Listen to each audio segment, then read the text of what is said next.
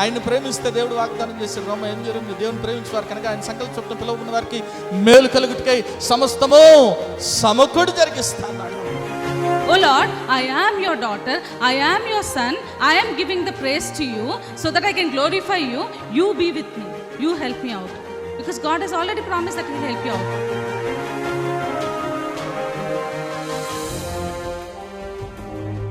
ఎన్నో మార్లు ఆయన తప్పులు చేస్తూ పాపము చేస్తూ నీకు విరోధంగా నడుస్తున్న మా కొరకు నాయన, అవిధేయులైన మా కొరకు ప్రభా నాయన తండ్రి, నీవు ఆ సెలవులో వెల చెల్లించావు కదా నాయన తండ్రి. నీవు నాయన మరణాన్ని జయించడం ద్వారా, సజీవుడు అవటం ద్వారా నాయన ప్రభా తండ్రి యేసయ్యా, మరి నాయన మేము ఈరోజు సజీవులుగా ఉన్నాం కదా తండ్రి.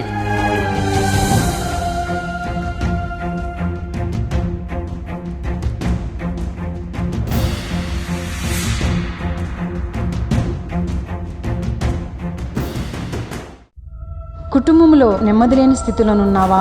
అప్పుల ఊబిలో కూరుకుపోయిన స్థితిలోనున్నావా? ఏ పని చేసినా విఫలమైపోతున్నావా? జీవితం లేని స్థితిలోనున్నావా? అనారోగ్యంతో అల్లాడిపోతున్నావా? తాగుడు, జూదం అనే రకరకాల సాతాను బంధకాల్లో కుటుంబ సభ్యులు ఉన్నారా? కుటుంబంలో రక్షణ లేని స్థితిలోనున్నారా? అయితే మీ సమస్యల నిమిత్తమై ప్రార్థన చేయటానికి మేము సిద్ధంగా ఉన్నాం. మీ ప్రార్థన అవసరత ఏదైనా సరే మాకు తెలియజేయగలరు. El Shaddai Prayer Tower, 306 3rd floor, Eden Square, above Spar Hypermarket, beside Apollo Hospital, Secunderabad. మా ఫోన్ నంబర్ 8885013886. దేవుడు మీ ప్రతి అవసరతను క్రీస్తు యేసు మహదైశ్వర్యంలో తీర్చునుగాక. నా పేరు శివకుమార్, నేను గుంటూరు నుంచి వస్తున్నాను. నాకు పోయిన సంవత్సరం అక్టోబర్ 2023 సంవత్సరంలో ప్రాజెక్ట్ చేంజ్ చేయాల్సి వచ్చింది. అయితే ఆ ప్రాజెక్ట్కి ఇంటర్వ్యూ ఉంటుందని బాగా కంగారు పడి 1 month దాకా ఇంట్లోనే ఉండిపోయాను. ఇంటర్వ్యూ ఉంటుందేమో, ఆ ఇంటర్వ్యూని ఫేస్ చేయలేనేమో అన్న ఒక ఆలోచనతో ఉండిపోయాను. మా అన్న వాళ్ళ అమ్మాయి ట్యూషన్కి వెళ్తుంది. అక్కడ పద్మజ టీచర్ అని ఆవిడ ఇట్లా మా మదర్ గారు వాళ్ళిద్దరికి కొంచెం కాన్వర్జేషన్ వస్తే, ఇట్లా మా అబ్బాయి ఇంట్లో ఉండి ఫీల్ అవుతున్నాడు అంటే, సరే అండి ఒకసారి నేను నెంబర్ ఇస్తాను, ఆయనకి ఫోన్ చేసి పాస్టర్ గారికి అబ్బాయి సమస్య గురించి చెప్పండి, పాస్టర్ గారు ప్రేయర్ చేస్తారు, బ్రదరు సునీత్ గారు హైదరాబాద్లో ఉంటారు, ప్రేయర్ చేయించుకోండి మంచి జరుగుతుంది అని అన్నారు. ఇంకెమ్మటనే ఇంటికి వచ్చి నెంబర్ ఇచ్చారమ్మ. ఫోన్ చేశాను, అన్న ఇట్లా నేను వేరే ఒక ప్రాజెక్ట్ చేంజ్ అవుతున్నాను, నాకు ఇంటర్వ్యూ ఉంది, నేను ఫేస్ చేస్తానా చేయలేనా అని నాకు భయంగా ఉందంటే, అన్న ప్రేయర్లో పెట్టి నీకు ప్రాజెక్ట్ వస్తుంది, సో వితౌట్ ఇంటర్వ్యూ వస్తుంది అని అన్నారు. కరెక్ట్గా 1 monthకి వితౌట్ ఇంటర్వ్యూతోనే ప్రాజెక్ట్కి వచ్చాను. సో స్టిల్ ఇప్పుడు అదే ప్రాజెక్ట్లో నేను వర్క్ చేస్తున్నాను. దేవుడు చేసిన ఈ కార్యానికే దేవునికే వందనాలు. గట్టిగా చప్పట్లు కొడదాం. ఆ బిడ్డ ఇంటర్వ్యూ అటెండ్ కావాలేమో ప్రాజెక్ట్కి, నేను చేయలేను కదా. Lot of times we feel inferior కదా. ఇంకా యుద్ధం చేయకముందనే వైట్ ఫ్లాగ్ చూపించేస్తాం, యుద్ధం చేయకుండానే. ఎందుకంటే మన భయం వల్ల. ఒకటి గుర్తుపెట్టుకోండి, బైబిల్ గ్రంథంలో చాలా స్పష్టంగా రాయబడింది, తన్ను తాను తగ్గించుకున్న వాడిని అన్నాడు, కానీ నిన్ను నువ్వు తక్కువ చేసుకోమల్లా. బిడ్డకి ఇంటర్వ్యూ అటెండ్ కాకుండానే దేవుడు జాబ్ అనుగ్రహించిన విధానానికి సమస్త మహిమా ఘనత దేవునికే చెల్లును గాక. ఆమెను గట్టిగా చప్పట్లు కూడా దేవుని నామం పడదాం.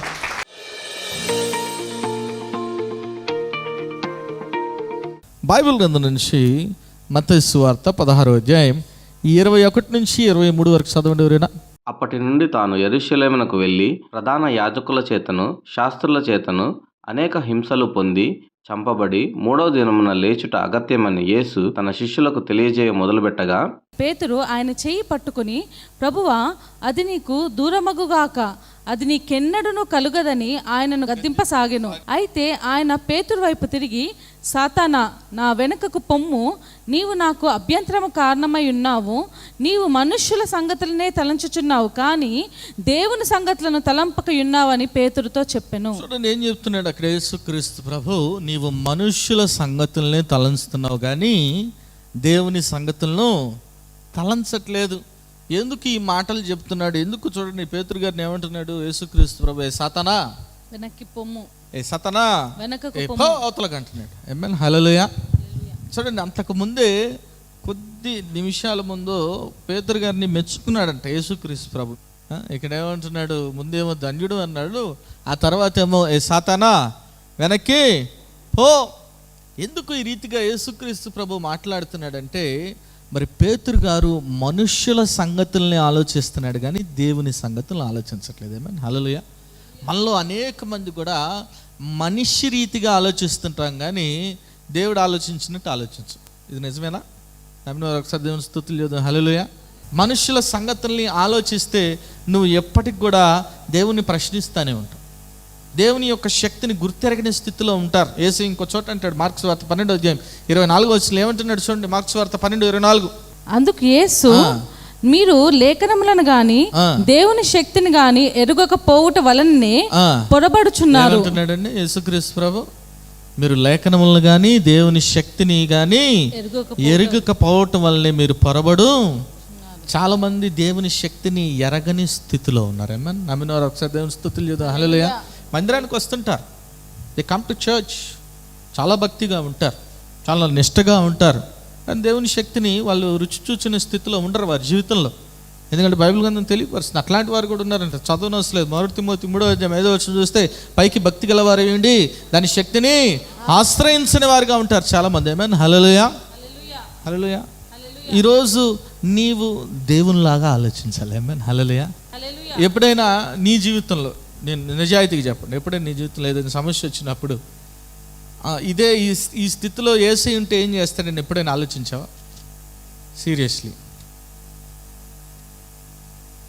ఇదే స్థితిలో కదా ఆలోచిస్తే మా అన్నయ్య ఉంటే ఏం ఆలోచించేవాడు, మా అక్క ఉంటే ఏం చేసేదో, మా నాన్న ఉంటే ఏం చేసేవాడు, మా తమ్ముడు ఉంటే, యేసయ్య ఉంటే ఏం చేసేవాడు అని ఎప్పుడైనా ఆలోచించావా? యేసయ్య అదే నువ్వు చేయాలని కోరుకుంటున్నాడు. ఆమేన్ హల్లెలూయా. మనుషుల సంగతులను కాదు కానీ దేవుని సంగతుల్ని గుర్తెరిగిన వారిగా ఉండాలి. ఆమేన్ హల్లెలూయా. నమ్మిన వారికి ఒకసారి దేవుని స్తుతులు చెబుదాం. హల్లెలూయా. దేవుని శక్తిని ఎరగని స్థితి.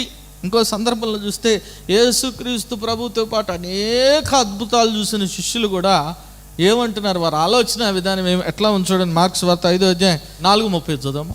ఆ దినమే సాయంకాలం అయినప్పుడు ఆ దరికి పోవుదమని వారితో చెప్పగా వారు జనులను పంపివేసి ఆయన ఉన్న పాటున చిన్న దోణలో తీసుకొని పోయిరి.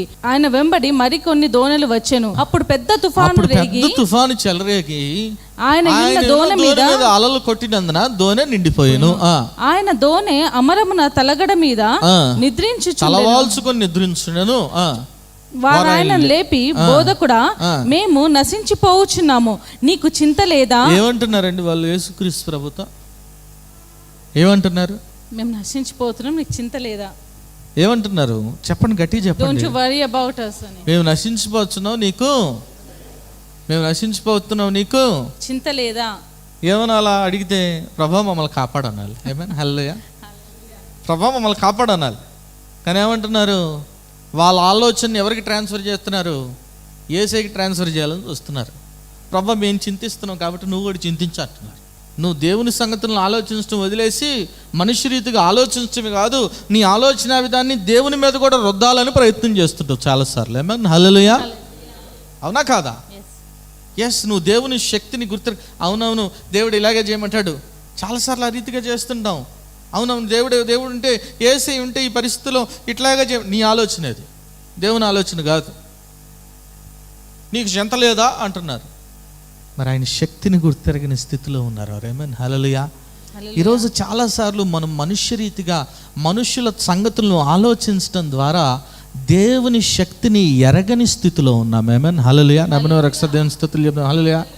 ఈరోజు చాలాసార్లు నువ్వు మనుష్య రీతిగా ఆలోచించడం ద్వారా దేవుని చిత్తాన్ని ఎరగని స్థితిలో ఉన్నావు. నమ్మిన వారు దేవుని స్తుతులు చెప్తాం. హల్లెలూయా. మనుష్య రీతిగా ఆలోచించకూడదు. ఇంకా నీ ఆలోచనని దేవునికి ట్రాన్స్ఫర్ చేస్తున్నావు. యేసయ్యకి కూడా ట్రాన్స్ఫర్ చేయాలని చూశాడు పేతురు. ఏమని ట్రాన్స్ఫర్ చేస్తున్నాడు? నీకు అలా జరగదని గద్దిస్తున్నాడు. వెంటనే యేసయ్య ఏమన్నాడు? సాతానా నా వెనుకకు పొమ్ము, యు గో అవే అంటున్నాడు. ఆమేన్ హల్లెలూయా. ఇక్కడ వీళ్ళు ఏం చేశారు? శిష్యులే చింతని యేసయ్యకి ట్రాన్స్ఫర్ చేయాలని చూస్తున్నారు.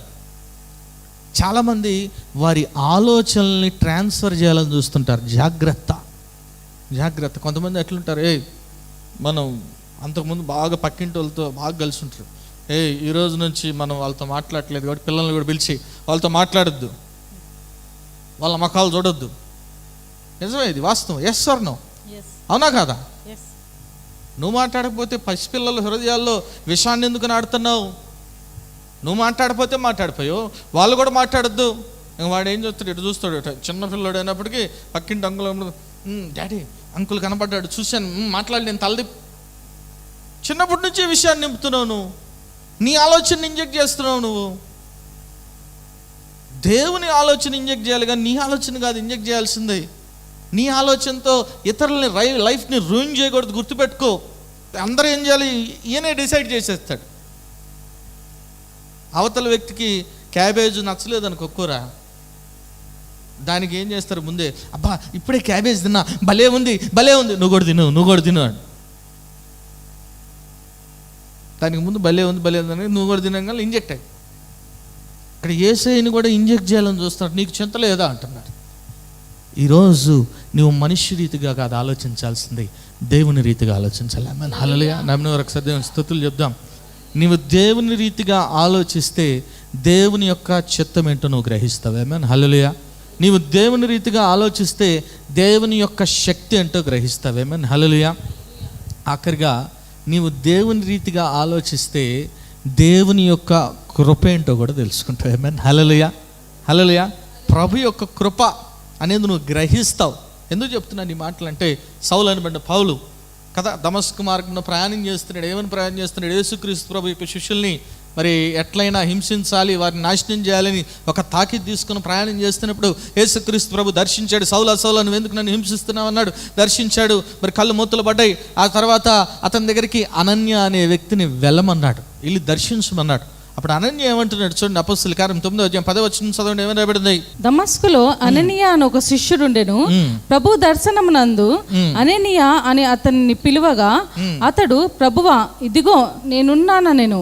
అందుకు ప్రభువు, నీవు లేచి తిన్నది దనబడిన వీధికి వెళ్ళి యూదా అను వాని ఇంట తార్సువాడైన సౌలు అను వాని కొరకు విచారించుము. ఇదిగో అతడు ప్రార్థన చేయుచున్నాడు. అతడు అననీయ అను ఒక మనుషుడు లోపలికి వచ్చి తాను దృష్టి పొందినట్లు తల మీద చేతులుంచుట చూచి ఉన్నాడని చెప్పెను. అందుకు అననీయ, ప్రభువా ఈ మనుష్యుడు యెరూషలేములో నీ పరిశుద్ధులకు ఎంతో కీడు చేసి ఉన్నాడని అతనిని గూర్చి అనేకుల వలన వింటిని. ఇక్కడను నీ నామంను బట్టి ప్రార్థన చేయి వారందరినీ బంధించుటకు అతడు ప్రధాన యాజకుల వలన అధికారం పొంది ఉన్నాడని ఉత్తరము ఇచ్చాను. ఏమంటున్నాడు అనన్య? ఏమంటున్నాడు? అయ్యా ఇతను మన బిడ్డలందరినీ కూడా చాలా ఇబ్బంది పెట్టాడయ్యా, నీ బిడ్డలందరినీ నాశనం చేశాడయ్యా, ఇక్కడ కూడా అధికారం తీసుకొని వచ్చాడు, నీ బిడ్డల్ని నాశనం చేయాలి. ఏ రీతిగా ఆలోచిస్తున్నాడు? మనుష్య రీతిగా ఆలోచిస్తున్నాడు. కానీ ఆదేశిస్తుంది ఎవరు? యేసుక్రీస్తు ప్రభు ఆదేశిస్తున్నాడు. ఆయన తన కృపను చూపించాలనుకుంటున్నాడు. ఆమేన్, హల్లెలూయా. ఆయన తన కృపను చూపించాలనుకుంటున్నాడు. ఇతను మనుష్య రీతిగా ఆలోచిస్తా, ప్రభా ఇతను హింసించాడు అంటే యేసే ఒక సమాధానం చెప్పాడు. అక్కడ 15 వచనం ఏమని రాయబడింది చదవండి. అందుకు ప్రభువు, నీవు వెళ్ళుము, అన్యజనుల ఎదుటను రాజుల ఎదుటను ఇజ్రాయేలుల ఎదుటను నా నామము భరించుటకు ఇతడును నేను ఏర్పరచుకున్న సాధనమై ఉన్నాడు. నేను ఏర్పరచుకున్న సాధనమై ఉన్నాడు. ఇంకా ఇంకో మాట కూడా ఉంది తర్వాత వచ్చి, ఇతడు నా నామము కొరకు ఎన్ని శ్రమలను అనుభవింపవలెనో, నామము కొరకు ఎన్ని శ్రమలు అనుభవింపవలెనో నేను ఇతనికి చూపుదునని అతనితో చెప్పెను. అయ్యా వద్దు ప్రభా, ఇతన్ని బాగు చేయొద్దు, గుడితనంలోనే ఉండని అంటే నేను కృప చూపిస్తున్నాను. Amen, hallelujah. I'm showing my grace towards him. నువ్వెవరు ఆపటానికి? కావాలంటే ఓకే, నువ్వు బాధపడుతున్నావు, ప్రాబ్లం, కృప చూపిస్తా. నా నామం కొరకు ఎన్ని బాధలు పడాలో పడతాడు. ఆమేన్, హల్లెలూయా. ఒక సందర్భంలో మరి పౌలు గారు ప్రార్థన చేశారు, అయ్యా నా శరీరంలో ఒక ముళ్ళు ఉంది తీసే అంటే, ఎస్ ప్రభు ఏమని చెప్పాడు? ఒకే మాట చెప్పాడు.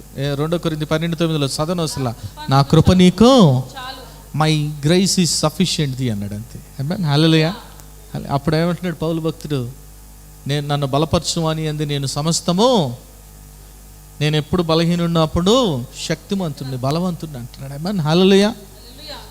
ఎవరికి కృప చూపించాలో అది నీకు అర్థం కాకపోవచ్చు, దేవునికి తెలిసే. ఆమేన్, హల్లెలూయా. చాలాసార్లు మరి కుటుంబ సభ్యులు ఎట్లుంటారంటే, తల్లిదండ్రులు ఎట్లుంటారంటే, ఏమండి ఈ పెద్దవాడండి చాలా మరి దేవునికి సమర్పించుకున్నాం, కాబట్టి ఇతని మీద చేతులుంచి ప్రార్థన చేయండి, అభిషేకించండి, ఇతడు దేవుని సేవలో వాడబడాలని ప్రార్థన చేయండి అని ఆశ కలిగి ఉంటారు. కానీ దేవుడు చిన్నవాడి మీద కృప చూపిస్తాడు. ఏమైనా హల్లెలూయా. చాలాసార్లు ఆ రీతిగా ఆలోచిస్తుంటారు, ఎందుకంటే వారు మనుష్య రీతిగా ఆలోచిస్తుంటారు, కానీ దేవుని సంగతులు గ్రహించని స్థితిలో ఉంటారు. నేను ఉంటేనే చెప్పట్లే ఈ మాట. బైబిల్ గ్రంథంలో ఒకానొక సందర్భంలో యోసేపు గారు అతని కుమారులు ఇద్దరిని తీసుకొచ్చాడు. ఎవరి దగ్గర తీసుకొచ్చాడు? ఇస్రాయేల్, యాకోబు అనబడిన ఇస్రాయేల్ తండ్రి దగ్గర తీసుకొచ్చాడు. ఆయన ముసలివాడు, కన్నులు కనపట్టలేదు. మరి అటువంటి పరిస్థితుల్లో ఏం చేస్తున్నాడు చూడండి. ఒక మాట చూసి ముగించుకుంది. ఆదికాండం 48:8 చదవండి. ఇశ్రాయేలు ఏసేపు కుమారులను చూచి వీరెవరని అడుగగా, ఏసేపు మీరు నా కుమారులు, వీరిని ఈ దేశమందు దేవుడు నాకు అనుగ్రహించినని తన తండ్రితో చెప్పెను. అందుకతడు నేను వారిని దీవించుటకు నా దగ్గరకు వారిని తీసుకుని రమ్మనెను. ఇశ్రాయేలు కన్నులు వృద్ధాప్యం వల్ల మందముగా ఉండను కనుక అతడు చూడలేకపోయాను. యోసేపు వారిని అతని దగ్గర తీసుకొచ్చినప్పుడు అతడు వారిని ముద్దు పెట్టుకొని కౌగలించుకొనెను. ఇశ్రాయేలు యోసేపుతో నీ ముఖము చూచెదనని నేను అనుకునలేదు, కానీ నీ సంతానము దేవుడు నాకు కనపరిచి ఉన్నాడనగా, యోసేపు అతని మోకాళ్ళ మధ్య నుండి వారిని తీసుకొని అతనికి సాష్టాంగ నమస్కారం చేసెను. తర్వాత యోసేపు ఇశ్రాయేలును ఎడమ చేతి తట్టున తన కుడి చేత ఎఫ్రాయిమును, ఇశ్రాయేలు కుడి చేతి తట్టున తన ఎడమ చేతి మనుష్యును. అంటే ఏంటి? కుడివైపు ఎవరిని పెట్టాడు? ఇశ్రాయేలు కుడివైపు ఎవరున్నారు? మనష్య ఉన్నాడు. ఎడమ వైపు ఎవరున్నాడు? ఎఫ్రాయిం ఉన్నాడు. ఆపోజిట్ రివర్స్లో యోసేపు కట్లున్నాడు. రైట్ ఇతను ఉన్నాడు, లెఫ్ట్ ఇతను. ఇక్కడైతే రైట్ సైడ్ మనుష్యని పెట్టాడు, లెఫ్ట్ సైడ్ ఎఫ్రాయిం పెట్టి దీవించమంటున్నాడు. ఆమేన్ హల్లెలూయా. ఎందుకంటే మనుష్య పెద్దవాడు కాబట్టి ఎక్కువ ఆశీర్వాదాలు అతనికి కావాలని దీవించమంటున్నాడు. ఆమేన్ హల్లెలూయా. కానీ చూడండి లైఫ్ సైకిల్ ఎట్లా నడుస్తుందో మీరు అర్థం చేసుకోవాలి. దేవుడు ఎవరిని ఆశీర్వదించాడు? యాకోబునా ఏశావునా? యాకోబును. ఏశావు పెద్దవాడా యాకోబు పెద్దవాడా? ఏశావు పెద్దవాడు. అది దేవుడు ఎవరి పట్ల కృప చూపిస్తాడో మీకు అర్థం కాదు ఎప్పుడు కూడా. ఆమేన్ హల్లెలూయా. చూడండి ఇట్లా పెట్టాడు, రైట్ సైడ్ పెట్టాడు, రైట్ సైడ్ మనుష్యని పెట్టాడు, లెఫ్ట్ సైడ్ ఎఫ్రాయిం పెడితే ఏం చేస్తున్నాడంటే ఇశ్రాయేల్ అక్కడే 18 వచ్చింది చదవండి. ఏమని రాబడింది? నా తండ్రి అట్లు కాదు, ఇతడే పెద్దవాడు, నీ కుడి చేయి ఇతని తల మీద పెట్టుమని చెప్పెను. 17 చదువు ఒక్క మాట. యోసేపు ఎఫ్రాయిము తల మీద తన తండ్రి యోసేపు ఎఫ్రాయిము తల మీద తన తండ్రి కుడి చేయి పెట్టుట చూచినప్పుడు అది అతనికి ఇష్టము కాకపోయింది. ఏం చేస్తున్నాడంట ఇశ్రాయేల్ గారు? ఎఫ్రాయిం ఇటున్నాడు కదా, ఇటు పెడుతున్నాడు, ఇటు కుడి చేయి పెడుతున్నాడు, మనుష్య వైపు ఎడం చేయి పెడుతున్నాడు. అతనికి ఇష్టము కాకపోయిన కనుక ఇది యోసేపుకి నచ్చలా, తండ్రికి నచ్చలా. పెద్దవాడిని దీవించాలి, పెద్దవాడి పట్ల కృప చూపించాలని కోరుకున్నాడు. అయితే ఏమంటున్నాడు చూడండి యాకోబు గారు, కనుక అతడు మనుష్య తల మీద పెట్టింపవలనని తన తండ్రి చెయ్యి ఎఫ్రాయిమును తల మీద నుండి ఎత్తి, నా తండ్రి అట్లు కాదు, బలవంతంగా తీసి ఎఫ్రాయిం మనుష్య మీద పెట్టాలని అనుకుంటున్నాడు చెయ్యి, కుడి చెయ్యి. ఏమంటున్నాడు అప్పుడు తండ్రి? అట్లు కాదు, ఇతడే పెద్దవాడు, నీ కుడి చెయ్యి ఇతని తల మీద పెట్టమని చెప్పెను. ఆయనను అతని తండ్రి ఒప్పక, అది నాకు తెలియను, నా కుమారుడా అది నాకు తెలియను. చూడండి ఇతను గొప్ప ఒక జన సమూహమై గొప్పవాడు నగును గాని ఇతని తమ్ముడు ఇతని కంటే గొప్పవాడు. హల్లెలూయా. అంటే దేవుని కృప ఎవరి మీద, ఇంట్లో నలుగురుంటే లేదంటే ఇద్దరుంటే ఎవరి మీద చూపిస్తాడో మీ ఆలోచన వేరుగా ఉండొచ్చు, కానీ దేవుని ఆలోచన వేరుగా ఉంటుంది. దేవుని స్తుతులు లేదు. హల్లెలూయా. మీరు ఒకటి అనుకుంటారు, కానీ దేవుని ఆలోచన ఇంకోటి ఉంటుంది. ఆమేన్ హల్లెలూయా. దేవుని సంగతుల్ని ఎరిగిన వారు దేవుని కృప ఎవరి మీద చూపిస్తాడో గ్రహిస్తారు. ఆమేన్ హల్లెలూయా. చూడండి బలవంతంగా మరి ఆ మనుష్య మీద చేయి పెట్టించాలని చూసిన యాకోబు ఏమంటున్నాడు? లేదు, నాకు తెలుసు చిన్నవాడే పెద్దవాడి కంటే గొప్పవాడు అవుతాడు అంటున్నాడు. ఆమేన్ హల్లెలూయా. నాకు తెలిసిన ఒక స్త్రీ, ఆమె సాక్ష్యం ఇస్తుంటుంది ఎప్పుడు. మా అక్క చిన్నప్పటి నుంచి ఆమె చర్చికి వెళ్తుంటుంది, చిన్నప్పటి నుంచి ఎంతో ఆత్మీయంగా ఉంటుంది, వాక్యం బాగా తెలుసు, ప్రతి మీటింగ్కి వెళ్తుంది, ఏ మీటింగ్ కూడా మానేయకుండా వెళ్తుంది అని ఎప్పుడు కూడా చెప్తుంటుంది. కానీ ఏం జరిగింది చివరికంటే చిన్నామని దేవుడు తన పరిచర్లోకి పిలుచుకున్నాడు. ఆమేన్ హల్లెలూయా. చిన్నామని దేవుడు వాడుకుంటున్నాడు. అది దేవుని కృప, అది నువ్వు డిసైడ్ చేయలేవు. అది ఎవరో కాదు, మన పాస్టర్ గారు. ఈరోజు నువ్వు మనుషుల సంగతులను కాదు గ్రహించాల్సింది, దేవుని సంగతులను గ్రహించాలి. ఆమేన్. స్తుతులు చేద్దాం. హల్లెలూయా, హల్లెలూయా. ఒకానొక సందర్భంలో చదవనస్తుల మనుషులందరూ కూడా ఒక పాపంలో పట్టుబడిన స్త్రీని తీసుకొచ్చారు.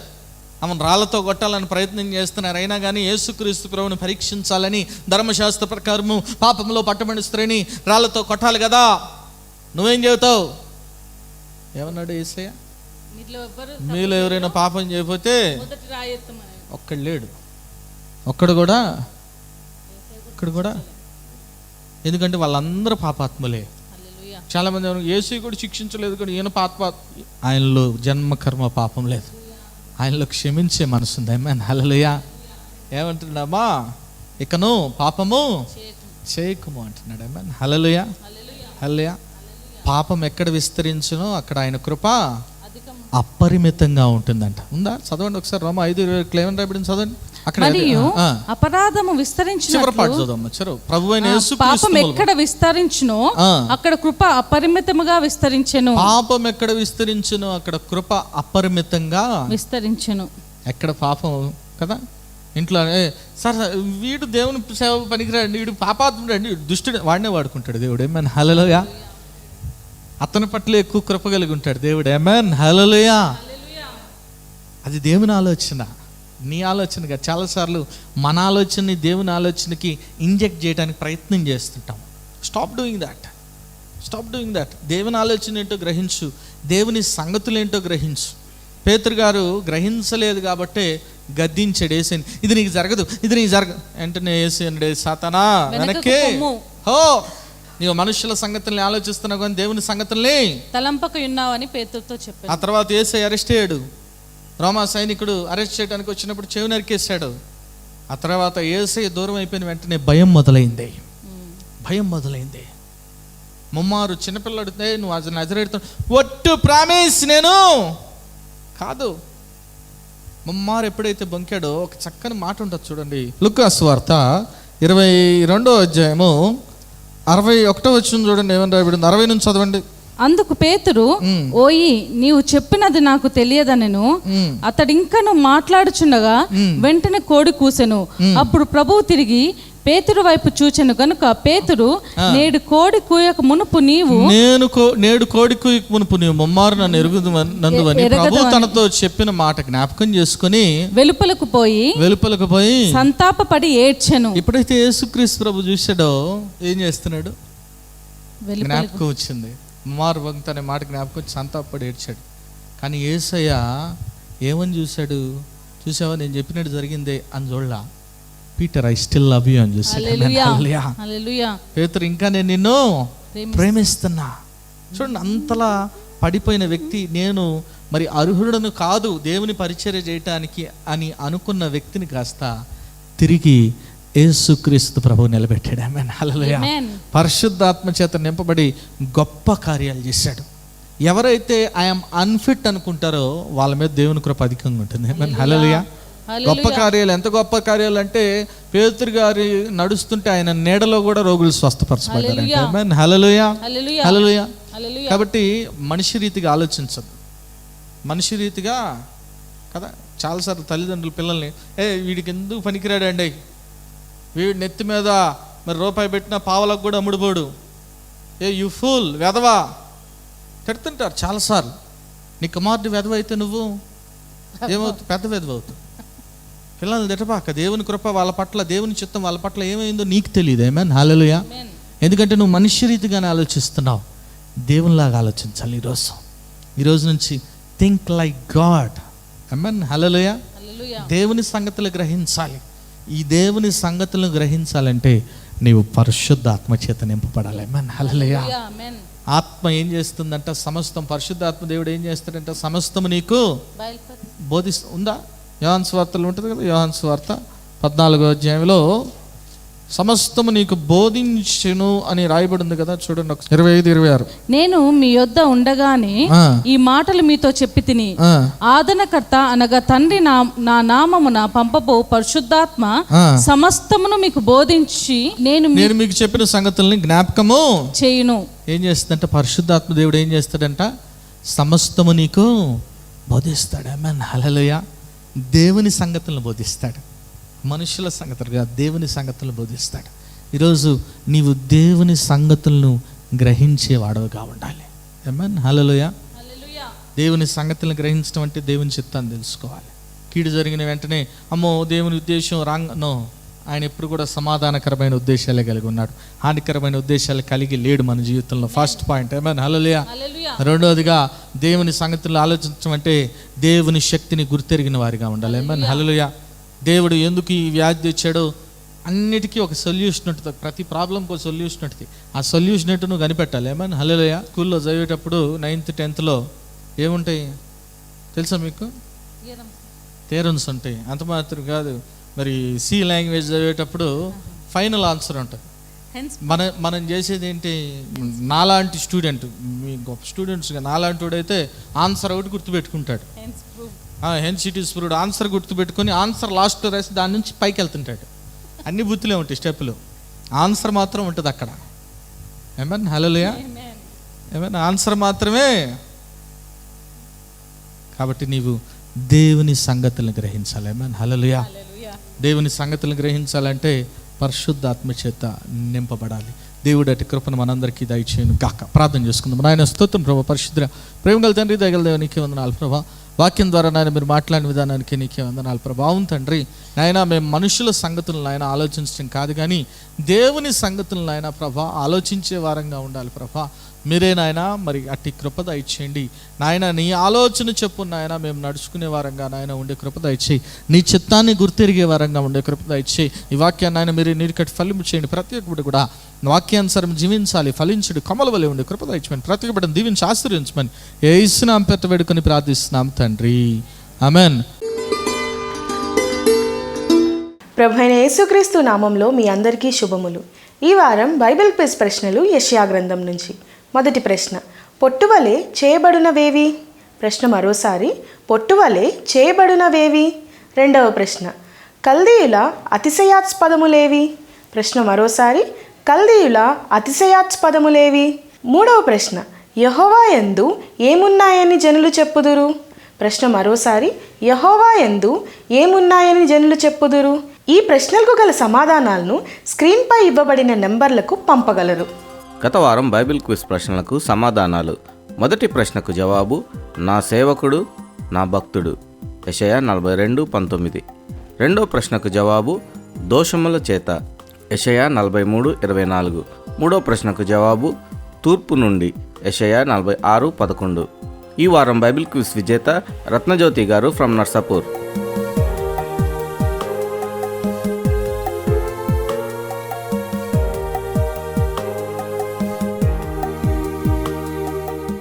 మరి ఎవ్రీ మండే మరి ఆశ్చర్యకరమైన యేసు అనే టీవీ ప్రోగ్రామ్ జరుగుతుంది. మరి ఆరాధన ఛానల్లో ఎవ్రీ మండే ఈవినింగ్ 6 o'clock వస్తుంది. మరి చూడండి, ఇతరులకి పరిచయం చేయవలసిందిగా ప్రభునామ పేరట మనం చేసుకున్నాను. అదే రీతిగా మరి యూట్యూబ్, ఫేస్బుక్ ఛానల్లో కూడా మరి ఇప్పటివరకు అనేక ప్రోగ్రామ్స్ జరిగినాయి. మీరు చూడొచ్చు, వాచ్ చేయొచ్చు. మరి చూడండి, బలపడండి, పరిశుద్ధాత్మను పొందుకోండి. ఆమేన్.